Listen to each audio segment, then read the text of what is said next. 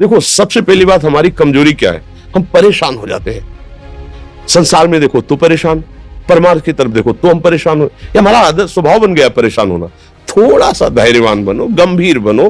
कोई भारी से भारी विपत्ति में परेशानी स्वीकार करके विपत्ति से थोड़ी निकला जाता। सुलझो, ठीक है, विपत्ति आई, समस्या आई, इसका समाधान होगा। ऐसा थोड़ी कि हमें नष्ट कर देगी। अगर अभी हमारी बड़ी हानि हो जाती है, हम कल इससे बड़ा लाभ प्राप्त कर सकते हैं।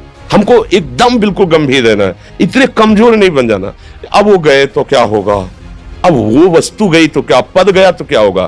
प्रयास किया था, ये पद मिला था, इससे बड़ा पद प्राप्त करूंगा, मैं इससे बड़ा महान बनूंगा। ठीक है, एक बार गिर गया, गलती हो गई, दंड भोगूंगा, फिर इससे ज्यादा संयम में रहूंगा। बिल्कुल मतलब एकदम फ्रेश दिमाग रखना चाहिए।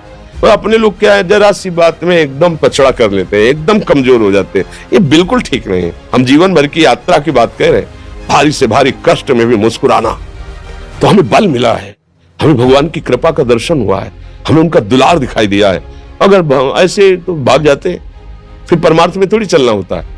आज जो आप सुन करके लाभ लेने की चेष्टा कर रहे हो ना, ये केवल प्रवचन नहीं है, ये जीवन है। अगर ये जिए ना होते ना तो ये इसका प्रभाव नहीं पड़ता, फिर वाणी का प्रभाव नहीं पड़ता।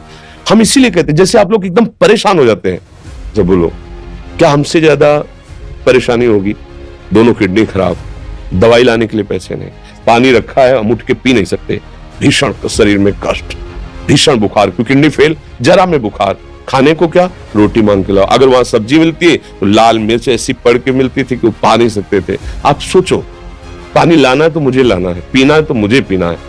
अगर मैं हारता तो कहां पहुंच जाता, क्या स्थिति होती? नहीं, मरना है, पर कदम पीछे। कोई दिन ऐसा नहीं जिस दिन सेवा ना की हो, जिस दिन सेवा ना गए हो। गुरु जी की सेवा में जाना है, पहले अपने को स्वस्थ साबित करना है। वो सेवा नहीं लेंगे, तुम बीमार हो, तुम कष्ट में, वैसे उनकी दृष्टि बड़ी शांत है। उनकी सेवा की, आके लेट गए, फिर हिम्मत की, अपनी श्री जी की सेवा की, मधुकरी नहीं गए, 3-3, 4-4 दिन भोजन नहीं गए, पर सेवा नहीं छोड़ा, दिनचर्या नहीं छोड़ी। और उसका प्रधान कारण संयम, ब्रह्मचर्य, भगवत आश्रय, नाम जप, कभी हारने नहीं दिया।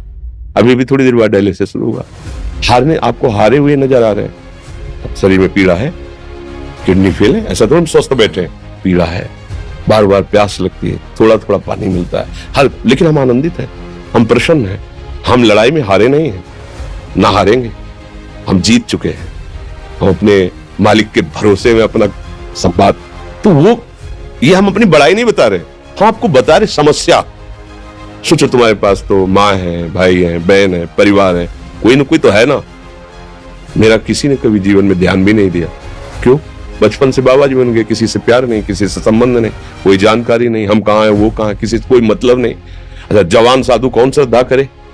कभी गांव जाने की हिम्मत नहीं पड़ती कि रोटी मांग ले, पता नहीं लोग क्या सोचेंगे, क्या भावना कर ले। हम दरवाजे पे खड़े हैं, क्या कैसी भाव, जो हमारे सामने आकाश वृत्ति से आया यौवन अवस्था में, वही पाया, अन्यथा भूखे रह गए। जब हम हर समय अपने को विवेक के द्वारा सावधान रखे तो हम कभी निराश नहीं हुए, कभी उदास नहीं हुए, कभी ऐसा नहीं लगा कि यार हम दुखी, कभी नहीं लगा। उसी का फल है कि उस सुख का संकेत मिल गया जहां दुख की निशानी भी नहीं है। वही उसी के बच्चे हो, हम सब उसी धातु से बने हुए हैं। हम इतना क्यों परेशान हो जाते हैं? हम ये देखते हैं अपने लोग, थोड़ी बात बिगड़ गई परेशान, नहीं बिगड़ी तो बिगड़ जाने की संभावना में परेशान है। आज सुख है, लेकिन कल सुख छिन जाएगा तो हम आज के सुख में सुखी ना होकर कल के दुख की आने की संभावना में हम भयभीत हो। मतलब क्या हमारी सोच रह गई? हमको इतना बलवान बनना है कि सुख और दुख दोनों हमको छू न सके। भारी से भारी सुख की व्यवस्था है तो अहंकार नहीं, हर्षित होकर किसी का अपमान न करे कि हम धनी, हम पदाधिकारी, अमुक। भारी से भारी दुख आया तो हमें किसी के सहयोग की जरूरत नहीं, हम फिर अपने कदम बढ़ाएंगे, हम फिर जुड़ी हुई अपनी भावनाओं को सजाएंगे।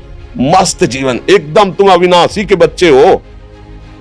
शेर का बच्चा भेड़ों के बीच में फंसकर मेव मेव बोल रहा है, बस अगर दहाड़ना सीख जाए तो कोई भी उसे परास्त नहीं कर सकता।